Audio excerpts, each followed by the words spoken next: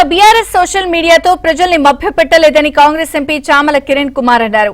వరుస ఓటములపై గులాబీ నేతలు ఆత్మ పరిశీలన చేసుకోవాలని హితవు పలికారు. పోలవరం బనకచెర్ల విషయంలో కేంద్రం వెనక్కి తగ్గడానికి సీఎం రేవంత్ ఉత్తమ్ కృషే కారణమన్నారు. ప్రజలకు కష్టాలు వస్తే సంతోషపడేటువంటి దౌర్భాగ్యపు బుద్ధి మానుకోవాలని కోరుకుంటున్నాం. ప్రజలకు మంచి జరగాలని కోరుకోవాలి. నిరుద్యోగులకు ఉద్యోగాలు రావాలని కోరుకోవాలి.